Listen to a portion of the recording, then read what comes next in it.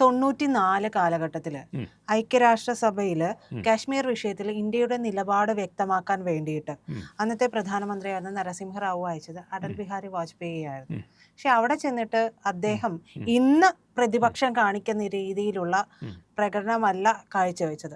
എന്നും ഇന്ത്യക്കൊപ്പം ആ ദേശീയതയ്ക്കൊപ്പം തന്നെ നിലനിന്നിട്ടുണ്ട്. എപ്പോഴും സപ്പോർട്ട് കൊടുക്കേണ്ടടുത്ത് സപ്പോർട്ട് കൊടുക്കുകയും ചെയ്തിട്ടുണ്ട്. സത്യത്തിൽ പ്രതിപക്ഷം ഇതല്ലേ ചെയ്യേണ്ടത്? എന്തിനാണ് ഇത്തരത്തിൽ നിന്നിട്ടുള്ള ഒരു പാർട്ടി ഇപ്പോൾ ഭരിക്കുമ്പോൾ നമുക്കറിയാം ആശയപരമായിട്ട് നമ്മൾ എതിർക്കും. പക്ഷെ ഇത് ആശയപരമായ എതിർപ്പിലേക്കല്ലല്ലോ ഇപ്പോഴത്തെ പ്രതിപക്ഷം പോകുന്നത്. നമ്മൾ എന്നും രാഹുൽ ഗാന്ധിയെ പറഞ്ഞെങ്കിലും ഈ രാഹുൽ ഗാന്ധി മാത്രമാണോ ഇതിലൊരു പ്രശ്നമായി നിൽക്കുന്നത്? ഒരു അടിസ്ഥാനപരമായിട്ടുള്ള ചോദ്യമുണ്ട്. ആരാണ് ഒരു MP ആവാൻ അല്ലെങ്കിൽ ഒരു രാഷ്ട്രത്തെ പ്രതിനിധാനം ചെയ്യാൻ യോഗ്യനായിട്ടുള്ളത്, അല്ലെങ്കിൽ ആ യോഗ്യത എന്താണ് എന്നുള്ളത്? അതിൻ്റെ ഉത്തരം സ്റ്റേറ്റ്സ്മാൻഷിപ്പ് എന്നുള്ളതാണ്. സ്റ്റേറ്റ്സ്മാൻഷിപ്പ് ഉള്ളൊരു വ്യക്തി സ്റ്റേറ്റിന് വേണ്ടിയായിരിക്കും സംസാരിക്കുന്നത്. അദ്ദേഹം സ്റ്റേറ്റ് എന്ന് പറയുന്നത് നമ്മുടെ കേരള സംസ്ഥാനമുള്ള സ്റ്റേറ്റ് എന്നുള്ള ഇതിലല്ല. രാജ്യങ്ങളെ സ്റ്റേറ്റുകൾ എന്ന് വിളിക്കും. സ്റ്റേറ്റ് എന്ന് പറയുന്നത് ഭരണകൂടം, ഭരണവ്യവസ്ഥ, അതിൻ്റെ ഏരിയ എല്ലാം കൂടെ ചേരുന്നതാണ്. ഭരണഘടന എല്ലാം ചേരുന്നതാണ് സ്റ്റേറ്റ്. ഇന്ത്യ, അപ്പം US എല്ലാം തന്നെ സ്റ്റേറ്റ്സാണ്. അപ്പം ഒരു രാജ്യത്തിൻ്റെ പ്രതിനിധി ആയിട്ട് പോകുന്ന ആൾ ആ രാജ്യത്തിന് വേണ്ടി നിൽക്കട്ടെ. അവിടെ ഏറ്റവും ശക്തമായിട്ട് സ്വന്തം രാജ്യത്തെ നിലപാടുകൾ പറയാനാണ് അദ്ദേഹം പോകുന്നത്. ഇപ്പം നമ്മൾ ഒരു കുടുംബങ്ങളുടെ മീറ്റിംഗ് ഒരിടത്ത് നടക്കുമ്പോൾ ഒരു കുടുംബത്തിൻ്റെ പ്രതിനിധിയായിട്ട് പോകുന്നയാൾ ആ കുടുംബത്തിൻ്റെ നിലപാടാണ് പറയേണ്ടത്. കുടുംബത്തിനകത്ത് പല ആശയക്കുഴപ്പങ്ങളോ അഭിപ്രായ വ്യത്യാസങ്ങളോ തമ്മിലടിയോ കേസോ ഒക്കെ ഉണ്ടാകും. അതൊന്നും അല്ലല്ലോ പൊതുവായൊരു വേദിയിൽ ചെന്നിട്ട് പറയേണ്ട ഒന്ന് എന്ന് പറഞ്ഞ പോലെ ഇപ്പം ഒരു നാടിന് വേണ്ടി പോകുന്ന ആളും അതുതന്നെയാണ്. ഒരു പഞ്ചായത്തിൻ്റെ ചുമതലയുള്ളവരുടെ മീറ്റിങ്ങുകൾ, അല്ലെങ്കിൽ പഞ്ചായത്ത് പ്രസിഡൻ്റുകാരുടെ മീറ്റിങ്ങുകൾ വരുമ്പോൾ ആ പഞ്ചായത്ത് പ്രസിഡന്റ് ആ മുഴുവൻ പഞ്ചായത്തിന് വേണ്ടിയിട്ടാണ് സംസാരിക്കേണ്ടത്. അല്ലാതെ അവിടുത്തെ പ്രതിപക്ഷം അങ്ങനെയാണ് ഇങ്ങനെയാണ് എന്ന് പറഞ്ഞിട്ടില്ല. ഇനി പഞ്ചായത്തിലെ പ്രതിപക്ഷത്തിൻ്റെ ആളിനെയാണ് വിടണമെങ്കിൽ പോലും സംസാരിക്കേണ്ടത് പഞ്ചായത്തിന് വേണ്ടിയിട്ടാണ്. എന്ന് പറഞ്ഞ പോലെ രാജ്യം എന്ന് പറയുന്നത് രാജ്യത്തിൻ്റെ പ്രതിനിധിയാവുക എന്നുള്ളൊരു ചെറിയ കാര്യമല്ല. അപ്പോൾ അതാവണമെങ്കിലോ അതിന് വളരെ ഉയർന്ന ഒരു മനോനിലയും ഒരു കൾച്ചറും വേണം. അതിനെയാണ് സ്റ്റേറ്റ്സ്മാൻഷിപ്പ് എന്ന് വിളിക്കുന്നത്. ആ പോകുന്ന ആൾ സ്റ്റേറ്റ്സ്മാൻ ആയിരിക്കണം. അടൽ ബിഹാരി വാജ്പേയി അത്തരം ഒരു പ്രതിഭയായിരുന്നു, അതൊരു സ്റ്റേറ്റ്സ്മാൻ ആയിരുന്നു. അദ്ദേഹം ഐക്യരാഷ്ട്രസഭയിൽ ഹിന്ദിയിൽ സംസാരിച്ചതിലൊക്കെ വളരെ പ്രസിദ്ധനായിട്ടുള്ള ആളാണ്. ഐക്യരാഷ്ട്രസഭയിൽ ഇംഗ്ലീഷ് സംസാരിക്കേണ്ട ഹിന്ദി സംസാരിച്ചു എന്ന് പറഞ്ഞുകൊണ്ട് അദ്ദേഹത്തിൻ്റെ സ്റ്റേറ്റ്സ്മാൻഷിപ്പിന് കുറവ് വരുന്നില്ല.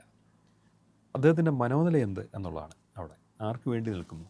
കോൺഗ്രസ് ഭരിക്കുമ്പോൾ, രാഷ്ട്രീയ എതിരാളികളായിട്ടുള്ള കോൺഗ്രസ് ഭരിക്കുമ്പോൾ, കോൺഗ്രസ് മുക്ത ഭാരതം വേണമെന്ന് പറയുന്ന BJPയുടെ പ്രതിനിധി രാജ്യത്തിന് വേണ്ടിയാണ് പോകുന്നതെങ്കിൽ രാജ്യത്തിന് വേണ്ടി സംസാരിക്കണം.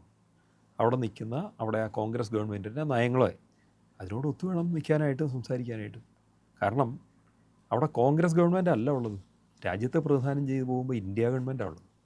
ഇന്ത്യ ഗവൺമെൻറ് നയിക്കുന്നത് കോൺഗ്രസ് പാർട്ടിയായിരിക്കും. എന്ന് പറഞ്ഞിട്ട് ആ കോൺഗ്രസ് പാർട്ടിയുടെ നയങ്ങൾ വിദേശത്ത് വിട്ട് എതിർക്കാനല്ല. കോൺഗ്രസ് ഇവിടെ അധികാരത്തിലേറി ഇവിടുത്തെ സ്റ്റേറ്റ്സുകൾ ഉണ്ടാക്കുകയും ഭരണഘടന ഉണ്ടാക്കുകയും ചെയ്ത സമയത്ത് കാശ്മീർ കാര്യത്തിൽ ചെയ്തു വെച്ച കാര്യത്തെക്കുറിച്ച് BJPക്ക് മുമ്പുണ്ടായിരുന്ന ജനസംഘകാലത്ത് തന്നെ വാജ്പേയിക്കൊക്കെ എതിർപ്പുണ്ട്. 370 വകുപ്പിനൊക്കെ എതിർത്തിട്ടുണ്ട്. പ്രത്യേക പദവി എതിർത്തിട്ടുണ്ട്. കാശ്മീരിൽ പോകാൻ വേണ്ടിയിട്ട് പാസ്പോർട്ട് വേണ്ടിയിരുന്ന സ്ഥിതിയുണ്ട്, അതിനെ എതിർത്തിട്ടുണ്ട്. ഇതെല്ലാം എതിർത്തിട്ടുണ്ട്.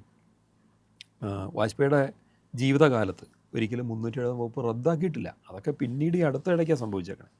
പക്ഷേ ഐക്യരാഷ്ട്രസഭ പോയിട്ട് കോൺഗ്രസ് ഗവൺമെൻറ് 370 വകുപ്പ്, ഒരു നാശം പിടിച്ച വകുപ്പ് ഇവിടെ വെച്ചിട്ടുണ്ട്, അവിടെ പ്രശ്നങ്ങളുണ്ട്, അവിടെ പണ്ടുപോകാൻ പാസ്പോർട്ട് വേണമായിരുന്നു എന്നൊക്കെയാണോ പറയുക? ഒരിക്കലുമല്ല. കാശ്മീർ ഇന്ത്യയുടെ അവിഭാജ്യമായ ഘടകമാണ്. ഈ ഭാരതം എന്ന് പറയുന്നത് അഖണ്ഡമായ രാജ്യമാണ്. അതിന് ഇന്ത്യയെന്നും കാശ്മീരെന്നും പറഞ്ഞിട്ട് 2 പീസില്ല, ഒന്ന് തന്നെയാണ് എന്നുള്ള നിലപാട് അതിശക്തമായിട്ട് പറയുക എന്നുള്ളതാണ്. ഇന്ത്യക്ക് സ്വാതന്ത്ര്യത്തിന് മുമ്പ് തൊട്ടിട്ട് കാശ്മീർ പ്രശ്നം ആരംഭിക്കുകയാണ്, അല്ലെങ്കിൽ സ്വാതന്ത്ര്യം കിട്ടിയ സമയം തൊട്ടിട്ട് അന്നോട്ടുള്ള ചരിത്രം നമ്മൾ വ്യക്തമായിട്ട് അനലൈസ് ചെയ്തിട്ട് എന്തുകൊണ്ട് കാശ്മീർ ഇന്ത്യയുടെയാണ്, അവിടെ എന്തെങ്കിലും പറയാനുള്ള അവകാശം ഇന്ത്യക്കാർക്ക് മാത്രമേ ഉള്ളൂ, അല്ലാണ്ട് പാകിസ്ഥാനിക്കില്ല. പാകിസ്ഥാൻ കുറച്ച് ഭാഗം കൈവച്ചിട്ടുണ്ട്, അത് അനധികൃതമായിട്ട് കയ്യേറിയതാണ് എന്നേ നമുക്ക് പറയാനുള്ളൂ. അല്ലാതെ കോൺഗ്രസിൻ്റെ ഇതിലെ നയങ്ങളെ ആ സമയത്ത് നമ്മൾ എന്താണോ ഈ രാജ്യത്തിനകത്ത് നടന്ന കുറച്ച് അതോടെ പോയിട്ട് പറയേണ്ട ആവശ്യമില്ല, പറയാനും പാടില്ല. ഈ സ്റ്റേറ്റ്സ്മാൻഷിപ്പിൻ്റെ ഒരു പുതിയ മുഖം നമ്മൾ ഈയിടെ കണ്ടത് ഓപ്പറേഷൻ സിന്ദൂറിന് ശേഷം നമ്മുടെ കുറേ രാഷ്ട്രീയ നേതാക്കൾ വിദേശത്ത് പോയിരുന്നു. ഉം. അവരിൽ ഓരോരുത്തരിൽ നിന്നും അത് കണ്ടു. ശശി തരൂരായിരുന്നു അതിൽ ഏറ്റവും ശ്രദ്ധേയൻ. തരൂർ എന്ത് പറഞ്ഞു നമ്മൾ കണ്ടില്ലേ, എത്ര ഭംഗിയായിട്ട് ഗവൺമെൻറ് ഓഫ് ഇന്ത്യയുടെ നയങ്ങൾ. അന്നേരം ഗവൺമെൻറ് ഓഫ് ഇന്ത്യ എന്ന് പറയുന്ന ഇന്ത്യയിലെ 140 കോടി ജനങ്ങളെയും ഇവിടുത്തെ മുഴുവൻ രാഷ്ട്രീയ കക്ഷികളെയും ഭരണപക്ഷത്തെയും പ്രതിപക്ഷത്തെയും ഒരുമിച്ച് നിർത്തുന്ന ഘടകമായിട്ടാണ് ശശി തരൂർ എടുത്തത്. പണ്ട് വാജ്പേയി എടുത്തു അങ്ങനെ തന്നെയാണ് ഒരുമിപ്പിച്ച് നിർത്തുന്ന ഘടകം. റഷ്യയിലേക്ക് പ്രതിനിധിയായിട്ട് ഇത്തവണത്തെ സിന്ദൂറിന് ശേഷം പോയത് കനിമൊഴിയായിരുന്നു. നമ്മുടെ സ്റ്റാലിൻ്റെ മകൾ, കരുണാനിധിയുടെ മകൾ. കനിമൊഴി ഒരക്ഷരം ഇത് പറഞ്ഞു ഇല്ല. കനിമൊഴി നിന്നത് ഇന്ത്യക്ക് വേണ്ടിയിട്ടാണ്. അവരാ സ്റ്റേറ്റ്സ്മാൻഷിപ്പ് കാണിച്ചു. എന്തിന്? OIC പോയില്ലേ? OIC പോലും നിന്നത് ഇന്ത്യക്ക് വേണ്ടിയിട്ടല്ലേ, നമ്മുടെ ഭാരതത്തിന് വേണ്ടിയിട്ടല്ലേ. അദ്ദേഹം സംസാരിച്ച് ഇന്ത്യക്ക് വേണ്ടിയിട്ടാണ്. അന്നേരം ഇന്ത്യ ഒന്നാണ്. ഇതൊരു പുതിയ കാര്യമല്ല.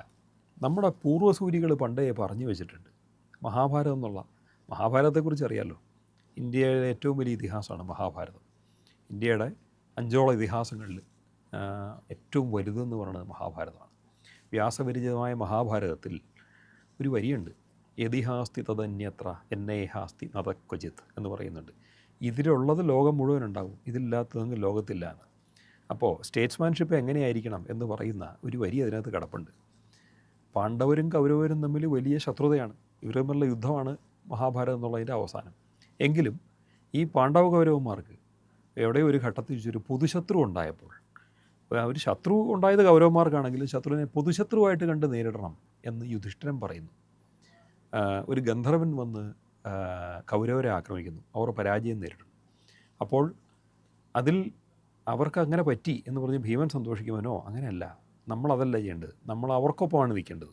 കാരണം അവൻ കുടുംബത്തിൽ നിന്ന് വെളിയുള്ളവനാണ്, അവൻ ശത്രുവാണ്. ശത്രു വരുമ്പോൾ നമ്മൾ കുടുംബാംഗങ്ങൾ ഒരുമിച്ചാണ് നിൽക്കേണ്ടത്. വയം പഞ്ചാധികം ശതം, ഇപ്പോൾ നമ്മൾ 105 പേരാണ്, അല്ലാതെ 105ഉം 2അല്ല എന്ന് പറയുന്നൊരു യുധിഷ്ഠിര വചനമുണ്ട്.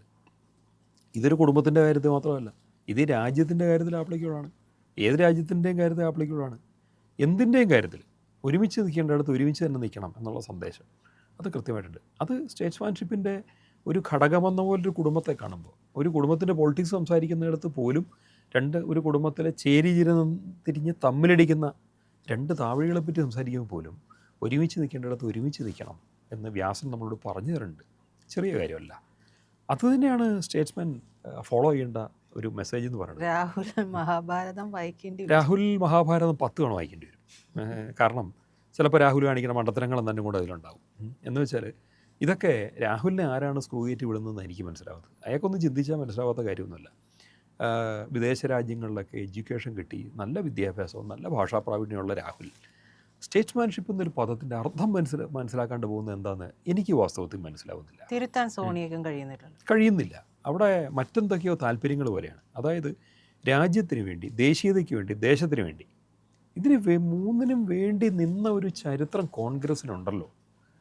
അങ്ങനെയല്ലേ ദേശീയതയുടെ പേര് പറഞ്ഞല്ലേ ഈ നാട്ടിൽ സ്വാതന്ത്ര്യം മേടിച്ചത്? അല്ലാതെ അർബൻ നക്സലിസം പറഞ്ഞുകൊണ്ടല്ലല്ലോ ബ്രിട്ടനെതിരെ നമ്മൾ സമരം ചെയ്തത്. സ്വാതന്ത്ര്യ സമരം ദേശീയത പറഞ്ഞുകൊണ്ടായിരുന്നു, ദേശീയവാദമായിരുന്നു. ഇന്ത്യൻ ഭരണഘടന എഴുതപ്പെട്ടിരിക്കുന്ന ഒരു ദേശീയതയുടെ പിൻബലത്തിലാണ്. അതെല്ലാം അന്ന് ചെയ്തതാരാ? കോൺഗ്രസ്. അവരെല്ലാ രാഷ്ട്രീയ പാർട്ടികളും ഇത് കൂട്ടിയപ്പോൾ അന്നത്തെ കാലത്തെ എല്ലാ രാഷ്ട്രീയ കക്ഷികളും അതിൽ പങ്കാളികളായിട്ടുണ്ട്. അതിനുവേണ്ടി ഒരു ഭരണഘടന ഉണ്ടാക്കാനായിട്ട് കോൺസ്റ്റിറ്റ്യൂൻ്റ് അസംബ്ലി ഉണ്ടായിരുന്നു. ആ അസംബ്ലിയിൽ ഒരു തെറ്റുമില്ലാണ്ട് എല്ലാവരും അംഗീകരിച്ച ഒരു കാര്യം, ഈ രാജ്യം ദേശീയതയോടുകൂടി മുന്നോട്ട് പോകണമെന്നാണ്. ദേശീയതയാണ് എടുത്തറ, അതില്ലെങ്കിൽ ഒന്നുമില്ല. അതായത് ഭരണഘടനയുടെ യഥാർത്ഥ കാമ്പാണ് ദേശീയത എന്ന് പറയുന്നത്. അപ്പോൾ ദേശത്തിന് വേണ്ടി നിൽക്കുക, ഒന്നായിട്ട് നിൽക്കുക. അവിടെ നിൽക്കേണ്ട സമയത്ത് കക്ഷിരാഷ്ട്രീയം പറയേണ്ടടുത്ത് മാത്രം പറയുക, പറയരുതാത്തടുത്ത് പറയരുത്.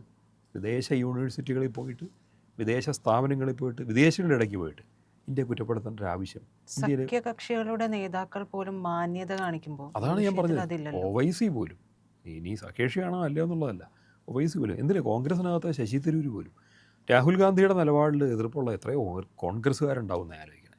കാരണം അവരൊന്നും കണ്ടതും പരിചയിച്ചതുമായിട്ടുള്ളതൊന്നും ഇങ്ങനെയല്ല. പ്രണബ് കുമാർ മുഖർജിയെ പോലുള്ള ആൾക്കാരൊക്കെ ഉയർന്ന സ്റ്റേറ്റ്സ്മാൻഷിപ്പ് കാണിച്ചിട്ടുണ്ട്. അദ്ദേഹമായിരുന്നു ഇപ്പം മരിച്ച തലമുറയിലെ ലാസ്റ്റ് വേഴ്സ് എന്ന് പറയുകയാണ് അദ്ദേഹമാണ്. ജീവിച്ചിരിക്കുന്നവരിൽ തരൂരിനെ പോലുള്ളവരൊക്കെ ഇന്നും ഉണ്ട് എന്നുള്ളത് സത്യത്തിൽ ഈ രാജ്യത്തിന് അഭിമാനകരമാണ്, ആശ്വാസവുമാണ്. ഇനി കോൺഗ്രസ്സിലല്ല വെളിയിലാണെങ്കിൽ കനിമൊഴിയെ പോലുള്ളവർ ഇതേ മട്ടിൽ നിൽക്കുന്നു എന്നുള്ളത് വളരെ ആശയപരമായിട്ട് രണ്ട് ധ്രുവത്തിലാണ് ഇന്ത്യയിലെ ഹിന്ദു പൊളിറ്റിക്സും ഇസ്ലാമിക് പൊളിറ്റിക്സും നിൽക്കുന്നത്. അതിൽ ഇസ്ലാമിക രാഷ്ട്രീയത്തിൽ നിന്നൊരു വ്യക്തി വന്നിട്ട് ദേശീയതയ്ക്ക് വേണ്ടി സംസാരിച്ച് കൃത്യമായിട്ട് I M a Muslim but I stand for India എന്ന് പറയുന്ന ഒരു കൾച്ചർ അത്ര മനോഹരമാണ്. അതൊക്കെ തന്നെയല്ലേ ഇവിടെ വേണ്ടത് തന്നെ. മതം ഏതായാലും ശരി, രാജ്യമാണ് ഏറ്റവും വലുത് എന്നുള്ള വളരെ കൃത്യമായ സന്ദേശം അതുപോലും ഉൾക്കൊള്ളാനുള്ള മിനിമം കഴിവ് രാഹുൽ ഗാന്ധിക്ക് ഇല്ലാണ്ടായി പോയല്ലോ എന്ന് ഓർക്കുമ്പോൾ അത് വലിയ വിഷമമാണ് തോന്നുന്നത്. അദ്ദേഹവും പഠിക്കട്ടെ, അദ്ദേഹം വേണമെങ്കിൽ മഹാഭാരതം വായിക്കട്ടെ, വേണമെങ്കിൽ അദ്ദേഹം കുറച്ചുകൂടെ കാര്യങ്ങൾ തരൂരിൽ നിന്നൊക്കെ പഠിക്കട്ടെ. സത്യം പറഞ്ഞാൽ രാജീവ് ഗാന്ധിയെ പോലുള്ള ആൾക്കാർ, രാജീവ് ഗാന്ധിയുടെ കാലം, അദ്ദേഹത്തിൻ്റെ ജീവിതകാലത്തും പിന്നെ ഉണ്ടായ പല സംഭവങ്ങളും നമ്മൾ വായിച്ച് മനസ്സിലാക്കുമ്പം ചില കാര്യങ്ങൾ മനസ്സിലാവുന്നുണ്ട്. ഒരിക്കൽ അദ്ദേഹം റഷ്യയിൽ പോയപ്പോൾ വാജ്പേയിയുടെ കയ്യിൽ നിന്ന് കിട്ടിയ കുറേ ഉപദേശങ്ങൾ റഷ്യയായിട്ട് എങ്ങനെ സംസാരിക്കണമെന്ന് അദ്ദേഹം സ്വീകരിച്ചിരുന്നു. അങ്ങനെ വാജ്പേയിൽ നിന്ന് മാത്രമല്ല, ജ്യോതി ബസുവിൽ നിന്ന് സ്വീകരിക്കുമായിരുന്നു.